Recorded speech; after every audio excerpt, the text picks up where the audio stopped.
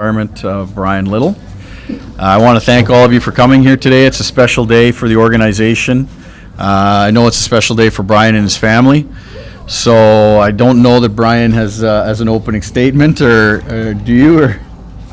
No, I don't have anything prepared. But so we'll just go straight to questions, and it's same function as the press conference that we normally have. Please use the microphones, pass them amongst yourselves. If you want to identify who you are and who you're with, just so Bryan knows who he's talking to. There's some new faces since he was last here. So we'll go ahead. Start ahead there, Kenny. Bryan, Ken Weeb, Winnipeg Free Press. What goes through your mind when you walk into the building and place you spend a lot of years? It's kind of surreal. Even being downtown, close to the rink, and like seeing the streets I used to drive on to come to games and practices.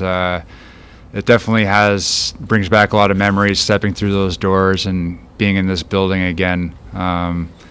It's one of those things that once you kind of get in the rink again, it feels like you never left, and it's kind of part of yourself. I know triathlons have become a big part of your life. What's the latest on that front? Well, it's like Canadian winter's coming up, so it's a long break now till next year. Yeah, I'm surprised more guys don't do that. It's pretty fun to do. I think Chara's in them now doing Ironmans and marathons and stuff like that, but keeps me busy and keeps me in shape. So yeah, it's a lot of fun. Hey, Bryan. Scott Bullock, Winnipeg Sun. What was this important to you to retire as a Jet, and obviously the organization that drafted you, and only team you ever played for? Yeah, I think that's why it was so important and means so much to me, because this is kind of the team and organization that it's the only thing I've known. It's the only one team I've played for, and I owe a lot to them. I mean, this isn't just where I worked. It was kind of the people around here were my family and my friends, and a lot of the best memories I have playing hockey were with this team and in this city and in front of these fans. So it was I remember when it got brought up that maybe the possibility to do something like this could happen, that I was super excited to do that and come back here. I was going to say, what are some of those memories that you have? I mean, there's a lot over the years. First face-off there and against Montreal and all that. Someone brought up like the very first exhibition game, which I wasn't even playing, but I remember being in the press box for, and I think Buff ran over about 3 guys, and there were 2 fights, and I mean, you got to feel what it was going to be like playing here just from watching that first game. It was an exhibition game, but it felt like an important playoff game. So a lot of I don't think it's a coincidence that a lot of like my favorite memories were like in this building, whether it be like the first playoff game or the very first game against the Canadians. A lot of my favorite memories are in this building.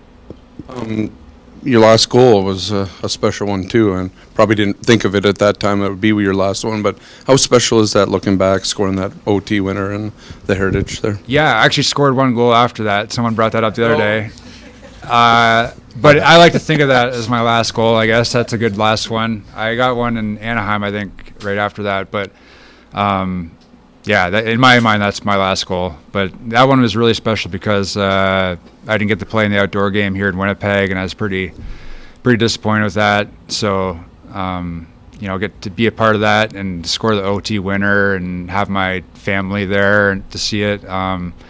That was really special, and I got a bunch of great pictures from that game too. So yeah, it's something I'll always remember. Bryan, Gavin Axelrod from CBC. I was just wondering, maybe talked a bit about what made it so special to play here in this city and in front of these fans here. Yeah, it was. I think coming from Atlanta, where it was kind of like a whole different. We were struggling to get people in the arena. Playing in front of 6,000 or 7,000 people, to come and play in a Canadian city where the fans in the city are, so passionate about hockey and about the Jets. That's kind of, what every player's dream of. I mean, you want to play in that atmosphere, and I mean, this this kind of became, our second home. Spent so much time here, had a family here.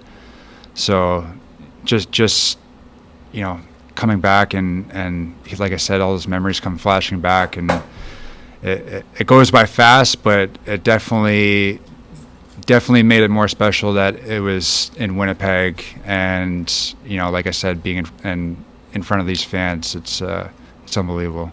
I was just wondering as well, when did you sort of get the process going of being able to be back up here today and to retire here in Winnipeg? Yeah, I think the idea came up. Someone asked me about it a few years ago, maybe signing a one-day contract and kind of retiring as a Jet. Yeah, because it always felt weird to be part of the Coyotes, or even though I never really felt like I was part of it. I talked to the trainer there once a year for a physical or something on the phone, but yeah, in my heart, I never left. I was always a Jet, and this kind of made it official. So, yeah, in my mind, my heart was always here. Brian, Dave Nuke from Illegal Curve. How connected do you still feel to Winnipeg in terms of, do you still follow the team? There's some guys you saw growing up, Mark Scheifele, Connor Hellebuck. Yeah, it's cool. It's only been like 4 or 5 years, and there's been quite a turnover. I think I know probably half the guys still, but that's still, a lot of guys I don't know on the team now. But I've been following them, whenever I could, and at least the earlier games. I don't really stay up much past 10 these days, but yeah, it's been really fun to see the guys evolve, and I think I get into it just like any fan come playoff time, just hoping they do it one day, and I can celebrate with them. But yeah, it's been cool to see the progress they've made, and definitely a fan. What do you remember from the hat trick, the first one in the organization's history that you scored? Yeah, that was a pretty special moment too. I remember all the goals. I wasn't sure if 2 of them were in, so I didn't really get to celebrate on the ice in the moment. Yeah, one of them had to be reviewed, and the other one, I think everyone on the ice thought I hit the crossbar. But yeah, it was really cool. I'm not sure what year that was, like how many years into being back. 4? Okay, it took a while for us. I feel like nowadays with the talent they have here, it wouldn't take very long. But yeah, that was pretty special, I guess. Brian, Jacob Stoller from Sportsnet.ca. I'm just curious, is this weekend trip the first time you've been in Winnipeg for the last 5 years? And also, what did you do this weekend, back in the city? No, we were actually in Winnipeg last weekend for our old nanny's wedding for a couple days, and when we were back for the gala a couple of years ago. But yeah, I was telling someone else, every time we come back into town, it doesn't feel weird or strange. It just feels like we're back home. So yeah, we've been in and out over the years, but it's kind of nice to be back, in the rink during a game. Go ahead, John. Brian over here, John Liu, TSN. What do you anticipate the feeling's going to be like when you're standing at center ice with your family all around, your crowd cheering, and you're the center of attention for that ceremony this afternoon? It's gonna be strange. I don't know, like everyone that knows me knows that I don't like to be the center of attention and be in that spotlight, but I'm definitely honored to be a part of that, and I think it's gonna be one of those memories that I'll also remember for the rest of my life. So I'm very excited and looking forward to it, and I'm glad my family's here to kind of share that memory with. How have your former teammates helped you transition from your playing days into retirement? Because it was kind of for lack of a better term, a long goodbye. Yeah, it was tough because for a while, I wasn't sure, I was still seeing a lot of people getting opinions and stuff, and when I finally decided that's probably the smartest thing not to play again, that's when, this was when COVID and stuff was happening, so it was a bit more challenging. The guys were playing in the bubble and stuff, and playoffs were kind of different, so yeah, everything was kind of, all the communication stuff is through text and FaceTime and stuff like that, so I think it didn't make it easier, but there was a lot of people that definitely supported me when all that was going on. last one from me is facetious. What's your AAV for today? I don't know. 0. Sight unseen. A coffee or yeah. Bryan, just how difficult was that decision? I don't know if we had talked to you since all that happened, but how difficult was it to get to that decision and get through it? It was really difficult. It was one of those things that you know, at the end of the day, you think a decision like that in your health would be easy, but it definitely wasn't. You know, it's all I really known growing up and playing hockey my whole life. So at the end of the day, I think I had to think more about my future and you know, my health, you know, when I'm older, and my family as well. I mean, yeah, but it wasn't an easy decision. At the end of the day, you know, I was seeing so many people. I think I was just searching for someone to say it's okay and it's safe, and I could never really find that. So I was like, yeah, it was tough, but I think you know, I don't regret making that decision now.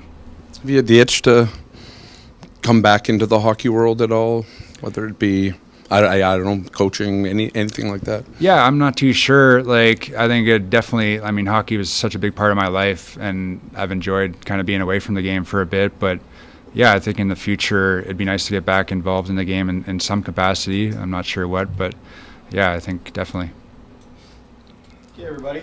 I want to thank you very much for coming. Very special day, and looking forward to celebrating it with Bryan and everybody and his family, and it'll be a lot of fun. Thank you very much. We'll talk to you very soon.